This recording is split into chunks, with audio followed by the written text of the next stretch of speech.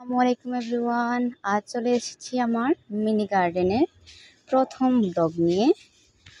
আজ যেটা করব হচ্ছে আমার মিনি গার্ডেনের ব্লগ আপনাদের সাথে শেয়ার করব।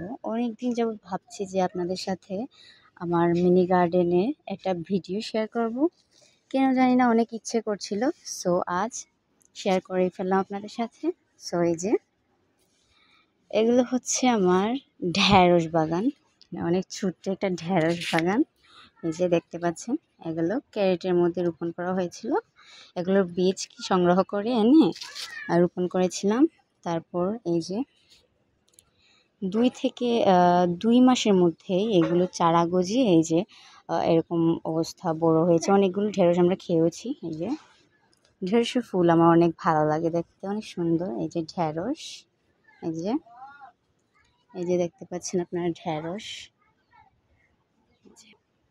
এই যে অনেক ঢেঁড়স, অনেক সুন্দর দেখতে, দেখতে পাচ্ছেন। এই যে সবুজ সবুজ, আমি নিজেও মাঝে মাঝে মানে খুঁজে পাই না, আমার বাবা খুঁজে বের করে দেয়। ওই যে বলে খুঁজে বের করে দেয়, আমি খুঁজে খুঁজে কাটি। আমার সবজি কাটতে অনেক ভালো লাগে গাছ থেকে। এই যে ওই যে গাছটা, ওইটা কি আপনারা চেনেন? দাঁড়ান জুম করে দেখাচ্ছি, অনেকেই চেনেন হয়তো। এটা হচ্ছে কালো কচু বা আড়ি কচু অনেকে বলে থাকে। আমরা আড়ি কচুই বলি, কালো কচু সব কিছুই বলি। এটা আমার অনেক পছন্দের একটি শাক, কচু শাক আমার অনেক পছন্দ। তারপর এই যে তাল বেগুন গাছ, এগুলোকে কে কী বলেন কমেন্ট করে জানাবেন। তাল বেগুন, অনেক বেগুন খেয়েছি বাগান থেকে। মিনি গার্ডেন, আমার এই ছোট্ট গার্ডেন থেকে অনেক কিছু খেয়েছি। আবার ছোটো ছোটো কিছু চারা করেছিলাম তাল বেগুনের, এগুলো এখানে রোপণ করেছি। তারপর এই যে দেখতে পাচ্ছেন, এগুলো কি বলেন তো, পুঁই শাক। এই যে পুঁই শাক, এই যে পুঁই শাক অনেকগুলো। তারপর এই যে এদিকে আছে আরো, এই যে দেখতে পাচ্ছেন। এই যে এগুলোকে কে কি বলেন না, কেউ কেউ বোম্বাই মরিচ বলে থাকে, আবার কেউ কেউ নাগা মরিচ বলে থাকে। এই যে ছোটো গাছে অনেকগুলো এসছে, অনেক নাগা মরিচ। মানে আমরা এগুলো খাই না, অনেক ঝাল তো, এগুলো শখ করে লাগানো। এই যে মরিচগুলো অনেক ইন্টারেস্টিং না দেখতে, অনেক সুন্দর, মানে মাথাটা উপরের দিকে, অনেক সুন্দর দেখতে। গাছগুলো অনেকগুলো মরে গেছে, জানি না কেন অনেক গাছ মরে যাচ্ছে মরিচ গাছগুলো। পোকার ওষুধ দেওয়ার পরেও মানে কেন জানি না এরকম। তারপরে এই যে আপনাদের একটা সুন্দর একটা জিনিস দেখায়, এই যে আমার ডালিম গাছ।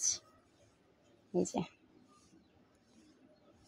এখানে ডালিম গাছে ফুল এসছে, এটা আমার সবচেয়ে পছন্দের একটি গাছ। এটি আমি নিজের হাতে এই গাছটা রোপণ করেছিলাম আজ থেকে প্রায় 3 বছর আগে। প্রতি বছরই বৃষ্টির সময় বর্ষা এলে ফুল আসে, কিন্তু ডালিম আসে না, মানে যত্নের অভাবে ঠিকমতো যত্ন করা হতো না।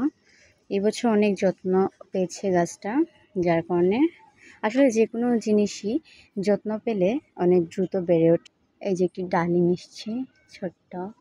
সো এইদিকে আমি আচার শুকোতে দিয়েছি, আচার রোদে দিয়েছি, বড়ি আচার, জলপাইয়ের আচার, আর এই যে আমের আচার, এগুলো গতকাল বানিয়েছিলাম। চলেন আপনাদের আর অনেক কিছু দেখাই। এই যে এটা কি, এটাকে কে কি বলে থাকেন দেখেছেন, অনেক সুন্দর না দেখতে, চিচিঙ্গা। যে করলা, অনেক করলা খেয়েছি, এখন করলা গাছে মানে পোকা এগুলো নষ্ট করে ফেলছে, পচে যাচ্ছে কেন জানি না, এরকম ছোটো ছোটো থাকতে। এই যে এগুলো হচ্ছে ডাটা, অনেক ডাটা এখানে হয়েছে, অনেক ঘন হয়েছিল।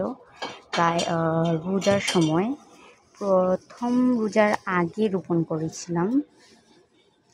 ওই যে এই অবস্থা, অনেক দ্রুত এগুলো আর এগুলো সব কিছু মানে জৈব সার দিয়ে করা, আমরা কখনো রাসায়নিক সার ইউজ করি না, সবগুলো জৈব সার। যে আশেপাশে পাড়া প্রতিবেশীকে অনেক দিয়েছি এবং আমরাও খেয়েছি।